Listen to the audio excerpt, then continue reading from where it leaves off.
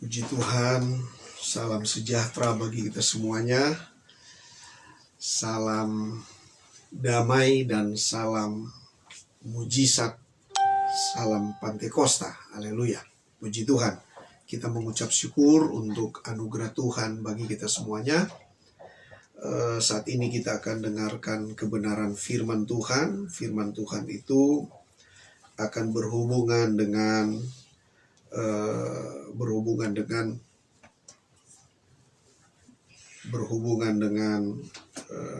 kenaikan Yesus ke surga. Karena beberapa waktu lalu, minggu lalu, kita merayakan tentang beberapa hari yang lalu kita merayakan tentang kenaikan Yesus ke surga. Kita sudah tahu, saudara, story-nya bagaimana. Kita sudah tahu etapa sejarahnya waktu Yesus mati di Golgota.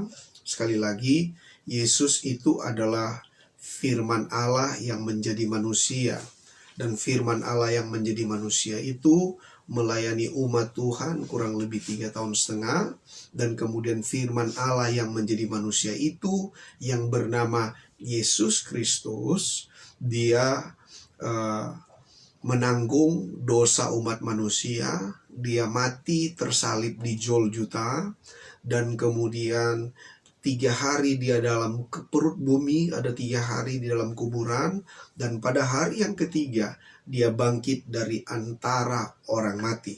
Setelah dia bangkit dari antara orang mati, dia ada kurun waktu 40 hari sebelum dia naik ke surga. Selama 40 hari itu dia berulang-ulang, dia datang mengunjungi murid-muridnya, dan dia mengajar murid-muridnya perihal kerajaan Allah selama 40 hari. Dan pada hari yang ke-40, dia kemudian bawa murid-murid Tuhan keluar kota, dan kemudian dia membawa dan dia naik ke sorga.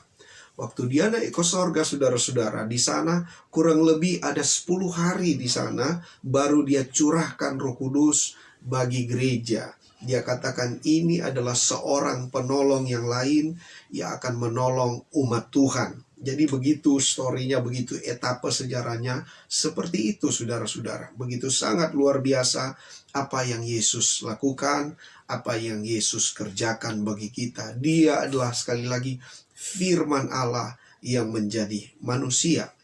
Nah, saudara-saudara, dalam rangka itu, makanya saat ini saudara-saudara kita juga harus tahu bahwa ada kurun waktu 10 hari saudara-saudara sebelum Yesus mencurahkan Roh Kudus. Makanya ada banyak gereja latar belakang Pantekosta karismatik selama 10 hari setelah Yesus naik ke sorga, memiliki budaya yang sangat baik, budaya yang sangat luar biasa. Mereka berdoa selama 10 malam. Mereka berdoa menanti pencurahan Roh Kudus. Kalau bahasa sekarang sebenarnya tidak tepat kalau menanti curahan Roh Kudus. Roh Kudus sudah dicurahkan 2000 tahun yang lalu. Saatnya, waktu yang tepat, yang saya selalu belajar kepada orang tua rohani saya, dia selalu berkata, biarlah ini menjadi momen di mana kita berdoa bagi bangsa, momen di mana kita mengalami pembaharuan daripada Roh Kudus, di mana kita mengalami urapan yang baru dalam 10 malam ini. Jadi saudara-saudara, biarlah itu merupakan kebiasaan yang sangat luar biasa yang terbangun di dalam gereja-gereja aliran Pantekosta ataupun karismatik. Tapi juga ada gereja yang tidak melakukannya, tapi tidak masalah juga. Lebih bagus justru kita melakukan. Kenapa lebih bagus? Nah, lebih sering kita melakukan hubungan intim dengan Tuhan, dengan pujian dan penyembahan, dan kemudian kita mengalami lawatan Roh Kudus di dalam diri kita. Karena diri kita sudah ada Roh Kudus yang melawat kita semuanya. Haleluya, puji Tuhan. Untuk itu saudara-saudara, makanya pada saat ini kita akan berbicara tentang hal yang sangat-sangat penting bagi kita. Kita akan berbicara mengacu dari Kisah Rasul pasal 1 ayat 8. Kita akan mengawali firman Tuhan dalam Kisah Rasul pasal 8. Kisah Rasul pasal 8 ini penting untuk kita sama-sama lihat, karena ini merupakan hal yang sangat-sangat luar biasa. Ayat ini memberikan pesan yang sangat luar biasa berhubungan tentang kenaikan Yesus ke surga, berhubungan tentang Roh Kudus. Ini sangat penting untuk kita sama-sama untuk memperhatikannya. Kisah Rasul 1 ayat yang ke-8 bunyinya seperti ini. Kita perhatikan. Tetapi kamu akan menerima kuasa kalau Roh Kudus turun ke atas kamu, dan kamu akan menjadi saksiku di Yerusalem dan seluruh Yudea dan Samaria dan sampai ke ujung dunia. Nah, firman Tuhan memberikan pesan kepada kita semuanya bahwa Yesus naik ke sorga, saudara-saudara. Dia mencurahkan Roh Kudus, dia memberikan Roh Kudus kepada orang percaya. Ada tujuannya, ada maksudnya. Maksudnya supaya kita semua menerima kuasa. Nah, kuasa ini adalah, kuasa Roh Kudus ini turun kepada kita dengan tujuan yang sangat mulia. Tujuannya supaya kita menjadi saksi.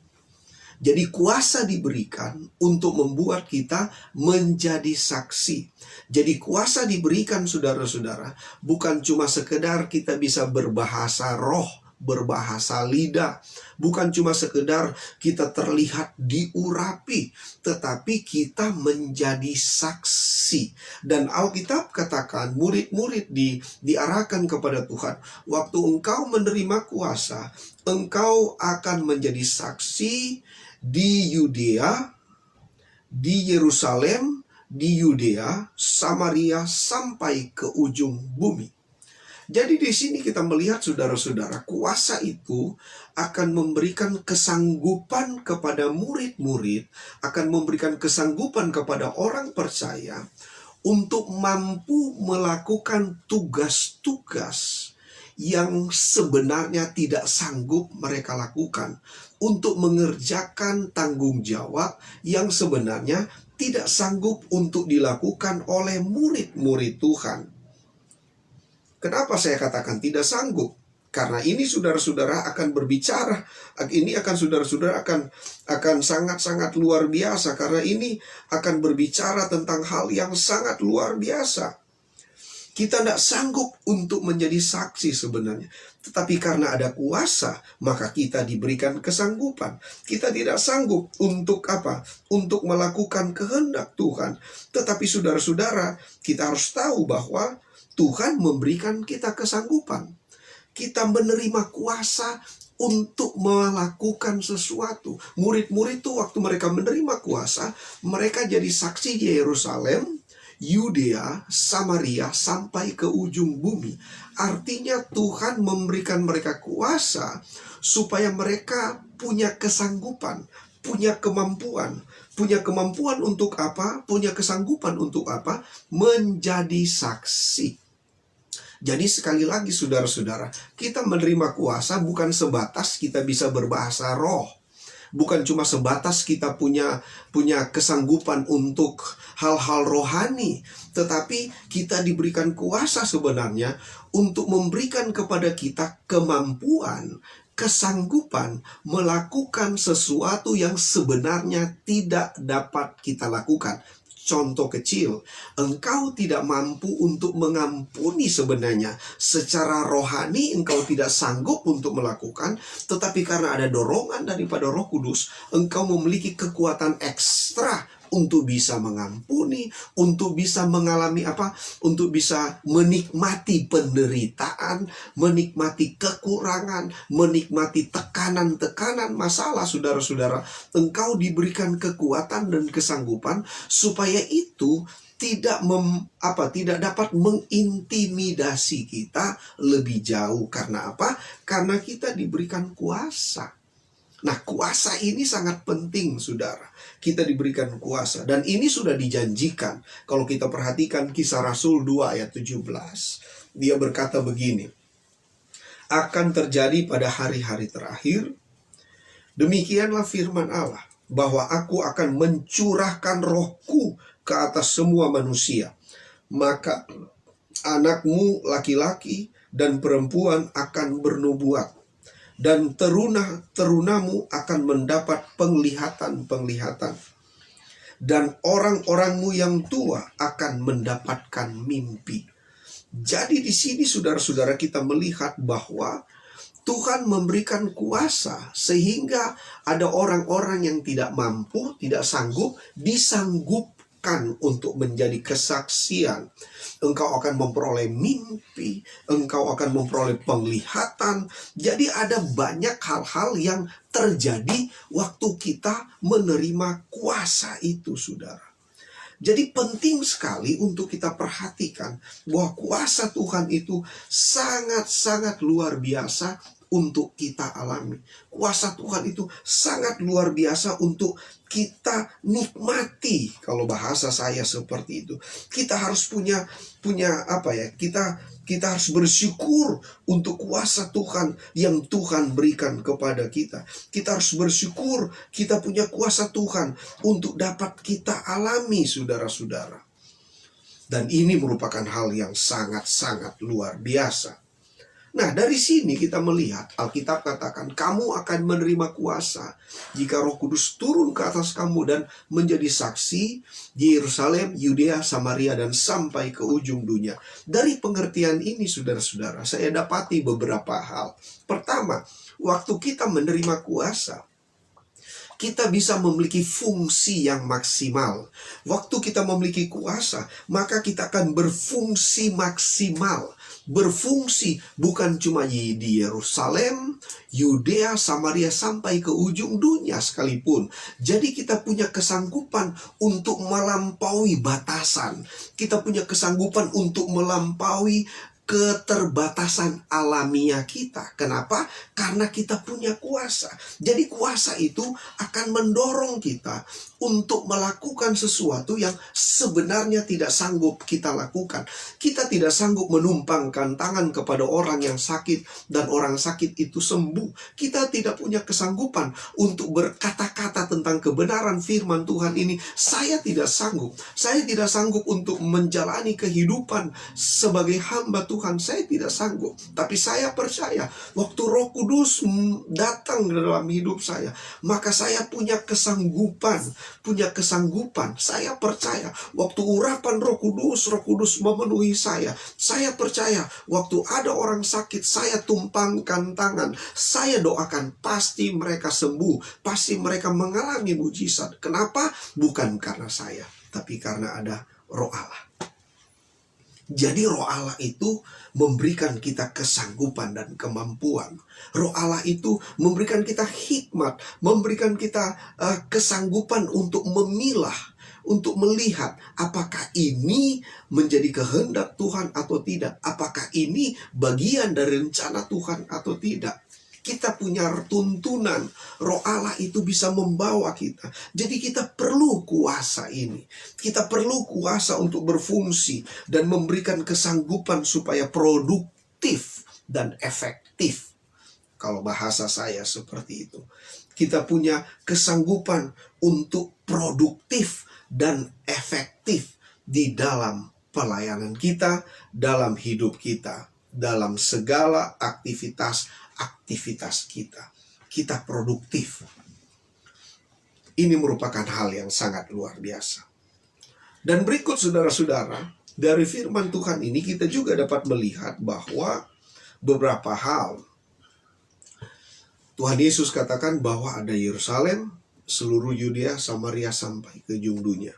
Jadi, waktu kuasa Tuhan itu datang dalam hidup kita, kita akan melampaui batas-batas.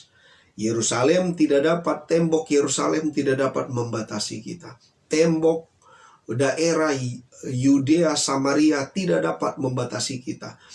Dunia ini tidak dapat membatasi kita untuk menjadi saksi. Artinya kita sanggup melakukan pekerjaan Tuhan melampaui batasan kesanggupan alamiah kita.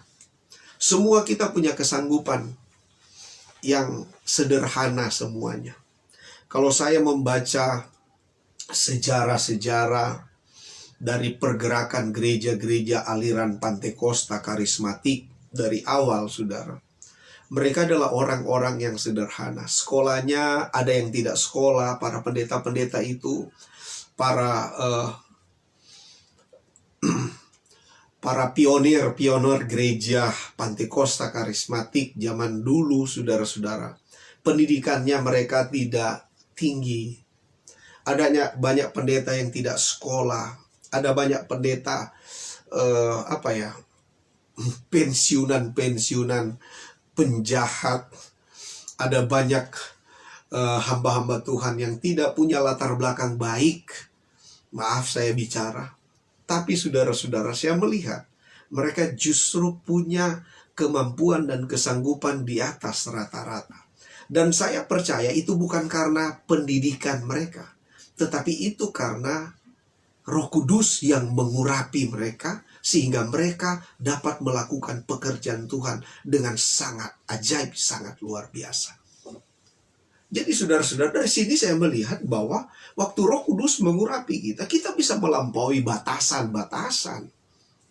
Kita bisa melampaui batasan alamiah kita. Jadi saya ingin beritahu kepada saudara, jangan berkecil hati jika kita punya batasan-batasan. Jangan berkecil hati kalau Anda melayani di tempat yang terpencil. Jangan berkecil hati jika Anda punya pelayanan yang sederhana, yang kecil. Jangan berkecil hati dengan apa yang ada di tanganmu yang sangat sederhana. Saya percaya jika kuasa Allah mengurapi kita, maka akan ada banyak hal-hal yang dahsyat yang bisa terjadi. Contoh saudara-saudara, saya berikan contoh yang ada di dalam Alkitab. Sederhana. Contoh, Daud. Siapakah Daud? Alkitab mencatat Daud itu adalah anak remaja yang tidak punya pengalaman. Pekerjaannya cuma menjaga kambing domba yang dimiliki oleh bapaknya yang bernama Isai. Tidak banyak dia menjaga. Tetapi saudara tahu, orang yang sama inilah yang mengalahkan Goliat, yang punya kekuatan, yang punya postur tubuh, yang punya alutsista senjata yang lengkap dan modern saat itu. Tapi Daud dengan wajah yang kekanak-kanakan, dengan wajah yang culun, dengan wajah yang begitu begitu sangat-sangat kecil, saudara. Dia datang menghadap Goliat. Dia datang demi nama Tuhan. Dia datang menghadap Goliat dan kemudian dia melepaskan batu itu dari umbannya, dan kemudian jadilah batu itu melekat pada kepalanya, dan kemudian langsung Goliat itu tumbang dan mati. Padahal Goliat itu tinggi besar, lebih besar daripada orang-orang pada saat itu pada umumnya. Dan dia memakai pedang, tombak, dan dia memakai perlengkapan perang yang sangat lengkap. Kalau bahasa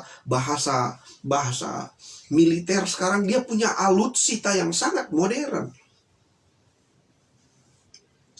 Dia bisa mengalahkan Daud, tapi Daud tidak takut.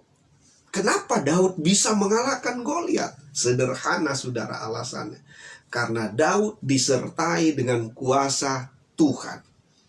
Kenapa, saudara-saudara? Karena Daud sudah diurapi oleh Tuhan. Waktu dia diurapi oleh Nabi Samuel, waktu dia diurapi itu, dia punya kekuatan yang di atas rata-rata, yang melampaui kekuatan alamiahnya, yang melampaui akalnya.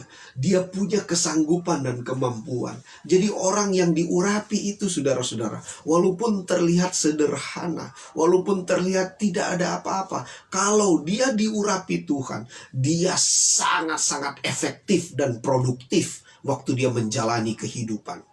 Haleluya. Jadi saya mendorong kita semuanya, saudara yang ada di sini, dan juga jemaat yang menyaksikan lewat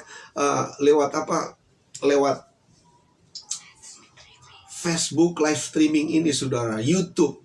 Saudara dengarkan baik-baik. Anda punya kesanggupan dan kemampuan. Mungkin saudara berpikir, oh, pendidikan saya tidak tinggi. Saya mau beritahu, kalau kuasa Allah menyertaimu, maka apa yang akan engkau lakukan ada dituntun dan dipimpin oleh Tuhan. Engkau akan mengalami keajaiban. Kuasa Tuhan itu penting bagi kita. Kuasa Tuhan itu sanggup memberikan kita banyak hal, saudara-saudara. Daud, kita tahu Daud itu, kalau saudara baca dalam kehidupannya Daud secara pribadi, Kalau kita baca, Daud itu diurapi 3 kali. Itu dicatat oleh Alkitab. Daud diurapi 3 kali. Waktu dia pertama diurapi oleh Roh Allah, yang dilakukan oleh Nabi Samuel, dia menumbangkan yang namanya Goliat. Dan kemudian waktu dia diurapi kedua, saudara-saudara, dia menjadi raja atas Yehuda. Dan kemudian ketiga kali, waktu dia diurapi oleh Tuhan yang ketiga kali, dia menjadi raja atas Israel Raya. Tadinya cuma Yehuda, suku. Sekarang dia menjadi raja atas seluruh suku Israel.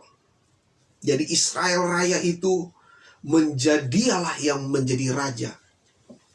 Jadi urapan itu membawa seseorang pada tingkatan yang lebih tinggi. Sekali lagi, supaya saya tidak salah dan saudara pun tidak salah. Urapan Roh Kudus itu akan membawa seseorang mengalami pengalaman yang lebih tinggi. Mengalami pengalaman yang lebih tinggi. Yang lebih tinggi. Tidak menurun, saudara. Lebih tinggi. Makanya urapan itu perlu kita alami. Roh Kudus itu perlu memenuhi kita. Haleluya. Perlu memenuhi hidup kita. Ini hal yang sangat penting. Berikut Musa. Tadi Daud, sekarang Musa. Musa. Apa yang ada di tangan Musa? Tongkat. Dan tongkat itu adalah kuasa Tuhan. Kalau kita baca dalam Keluaran pasal 4 ayat 2. Itu adalah kuasa Tuhan. Musa modalnya tongkat. Ya, tongkat. Modalnya pedangke atau tombak. Iya kan? Perlengkapan perang waktu itu. Tapi Musa modal dia dalam mengikuti, membawa bangsa Israel keluar dari tanah Mesir, tongkat. Karena tongkat itu punya kuasa. Itu melambangkan tentang kuasa Allah. Dengan tongkat itu, saudara-saudara, tongkat Musa itu menerkam ular-ular dari ahli-ahli sihir Mesir. Dengan tongkat itu, dia membuat laut Teberau terbelah 2 dengan tongkatnya. Dengan tongkat itu, saudara-saudara, dia bisa membawa bangsa Israel selama 40 tahun di padang gurun. Dia bisa memimpin bangsa Israel. Jadi saudara, saya ingin beritahu, saudara, kalau kita punya kuasa Allah, akan ada banyak hal yang akan kita alami. Makanya saya dorong kepada kita semuanya, marilah kita Philadelphia Community, marilah kita lebih lagi berdoa, mendekatkan diri kepada Tuhan, minta urapan Tuhan, minta dipenuhkan Roh Kudus dari waktu ke waktu. Berikan waktu-waktu khusus untuk hari-hari ini, minta urapi Tuhan. Urapi aku Tuhan. Penuhkan aku dengan Roh Kudus. Karena itu merupakan kuasa yang memberikan kita kesanggupan, yang memberikan kita kemampuan yang sangat luar biasa dari Tuhan. Tuhan Yesus kiranya menolong kita semuanya. Puji Tuhan, haleluya, haleluya, puji Tuhan. Kita berdoa. Bapa, kami mengucap syukur saat ini Bapa. Engkau menyertai kami. Kami bersyukur untuk firman Allah yang memberikan kami arahan. Betapa pentingnya Roh Allah untuk hidup kami. Hamba berdoa kami yang ada di tempat ini dan menyaksikan lewat Facebook, YouTube. Kami berdoa dalam nama Yesus. Tuhan tolong, Tuhan jamah. Biarlah kami semua dipenuhi oleh kuasa Allah, dipenuhi oleh Roh Allah, supaya kami menjadi produktif, menjadi kreatif. Biarlah kami menjadi orang-orang yang sanggup melakukan sesuatu di luar batasan alamiah kami. Kami mengucap syukur untuk firman-Mu. Biarlah Tuhan jamah. Yang lemah Tuhan kuatkan, yang sakit disembuhkan, yang ada dalam masalah, hamba berdoa dalam nama Yesus. Tuhan tolong, Tuhan jamah. Sakit apapun dijamah dan terimalah kesembuhan. Terimalah kelepasan di dalam nama Yesus. Terlepaslah engkau dari sakit penyakit. terlepaslah engkau dari roh sakit penyakit dalam nama Yesus. Jadilah sehat dan sembuh kembali. Terima kasih Bapa. Haleluya, puji Tuhan. Amin. Shalom. Salam Pantekosta, salam damai.